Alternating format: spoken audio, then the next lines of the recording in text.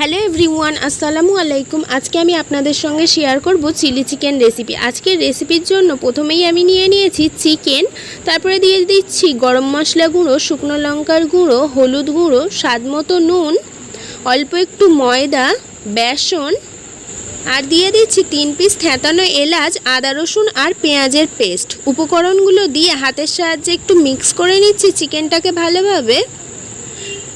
ভালোভাবে মিক্স করে নেওয়া হয়ে গেলে অ্যাড করে দিচ্ছি জিরে মরিচের গুঁড়ো। তারপর আবারও চিকেনগুলোকে হাতের সাহায্যে ভালোভাবে মিক্স করে নিচ্ছি।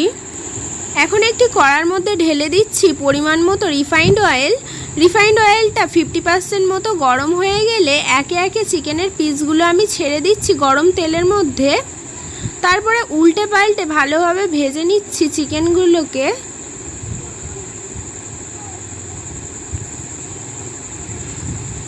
সমস্ত চিকেন ভালোভাবে উল্টে পাল্টে ভেজে নেওয়া হয়ে গেছে।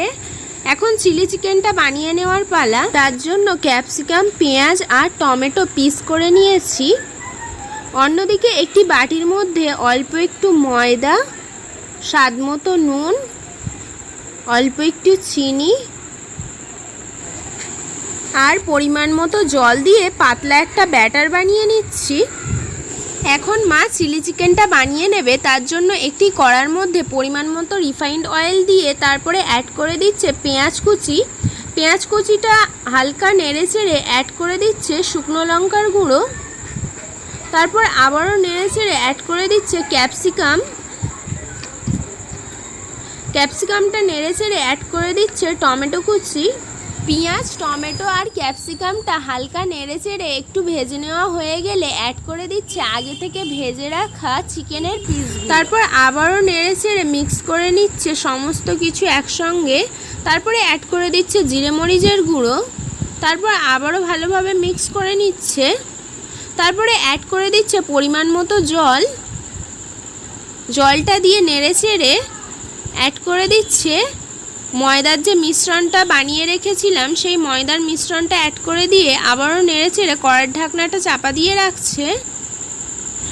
কিছুক্ষণ পর কড়ার ঢাকনাটা খুলে চিলি চিকেনটা একটু নেড়ে চেড়ে দিচ্ছে। তারপরে অ্যাড করে দিচ্ছে কাঁচা লঙ্কাটা দিয়ে আবারও একটু নেড়ে চেড়ে নামিয়ে নিলেই আজকের চিলি চিকেন রেসিপিটা সার্ভ করার জন্য রেডি হয়ে যাবে। আজকের রেসিপিটা এই পর্যন্তই। আজকের রেসিপিটা যদি আপনাদের ভালো লেগে থাকে, হাবিবার রান্নাবাটি চ্যানেলটিকে সাবস্ক্রাইব করে অল নোটিফিকেশন অন করে রাখবেন। ফিরে আসবো আবারও নেক্সট কোনো রেসিপি নিয়ে। সম্পূর্ণ রেসিপিটা দেখার জন্য ধন্যবাদ।